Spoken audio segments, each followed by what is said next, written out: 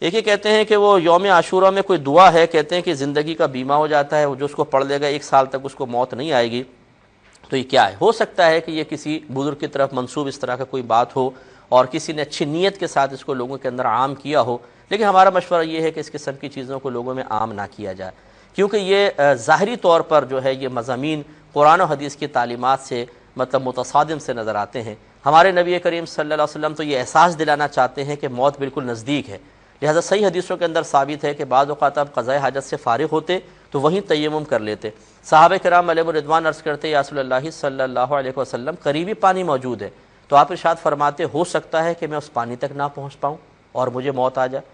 تو جو نبی اپنی امت کو یہ احساس دلانا چاہ رہے ہیں کہ موت کو یاد کرو، وہاں اس قسم کے مضامین دے کے موت سے بے پرواہ کرنے کی کوشش کرنا میرے خیال میں مزاج رسول کے سخت خلاف ہے.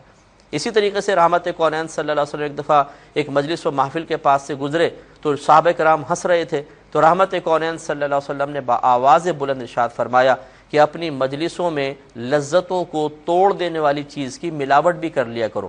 عرض کی رسول اللہ صلی اللہ علیہ وسلم لذتوں کو توڑنے والی چیز کیا ہے؟ فرمایا موت کی یاد. تو رحمت کونین تو موت کی یاد کا اتنا اصرار فرمائیں اور ہم موت سے بے پرواہ کرنے کی کوشش کریں، مناسب نہیں ہے. ایسی میری والدہ سیدہ عائشہ صدیقہ رضی اللہ تعالی عنہا نے سرکار کی بارگاہ میں عرض کی رسول اللہ صلی اللہ علیہ وسلم کیا کوئی ایسا شخص بھی ہے جو کفار سے لڑے بغیر بھی مقام شہادت حاصل کر لے؟ آپ نے فرمایا کہ ہاں، جو دن میں 20 مرتبہ اپنی موت کو یاد کرے. تو برا مانے بغیر، کیونکہ بعض لوگ فوراً ناراض ہو جاتے ہیں، برا مان جاتے ہیں. وہ چاہتے یہ ہے کہ بڑے سے بڑے عالم ہوں، کوئی مفتی میں تو خیر بڑا نہیں ہوں، میں تو چھوٹا سا طالب علم ہوں، جو ہم کہہ رہے ہیں وہ بات مانی جائے اور سر تسلیم خم کر لی جائے، اپنی سوچ نہ بیان کی جائے. اگر آپ کریں گے تو ہم ناراض ہو جائیں گے. تو میرے پیارے بھائی، ہماری کہی ہوئی بات پہ بھی غور کر لیجئے گا. اگر ہم غلطی پہ نظر آئیں آپ کو، ہماری اصلاح کر دیں، چلیں ہم آپ کو اجازت دے دیتے ہیں. لیکن اگر کوئی بات سمجھ میں آئے ہماری، تو اس قسم کی چیزوں کو عام کر کے لوگوں کو غفلت میں مبتلا کرنا، کیا فائدہ زندگی کا بیمہ کروانے کا؟ مجھے یہ بتائیے.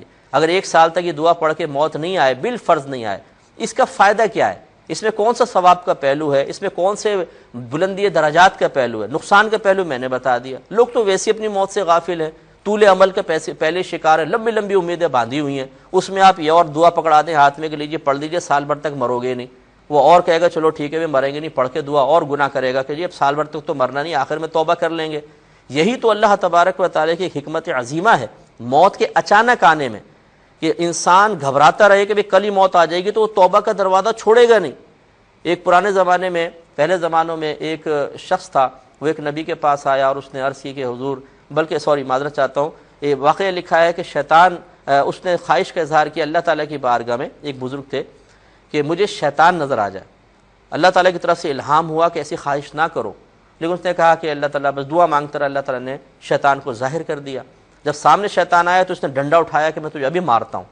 شیطان نے کہا کہ اگر تیری زندگی 20 سال کی نہ ہوتی نا، میں تیری گردن مروڑ دیتا، اور بھاگ گیا. اب اس کو ایک دم احساس ہوا یار 20 سال تک زندگی ہے میری، یہ نہیں سوچا کہ یہ شیطان ہے، اور اس نے پھر وہ طریقت کا راستہ چھوڑا، گناہوں کے راستے میں لگ گیا، اور کچھ عرصے بعد اس کو موت آ گئی. تو اکابرین نے لکھا کہ اس نے چونکہ ایک لمبی اس کو موت کا وقت دیر سے ہوتا ہوا محسوس ہوا، تو اس کی یہ حالت ہوگی کہ غفلت میں مبتلا ہوا. تو اب لوگوں کو غافل کرنا بہتر ہے یا لوگوں کو اس طرف لانا بہتر ہے؟ اس کا فیصلہ میں آپ پہ چھوڑتا ہوں، خود دیکھ لیجیے.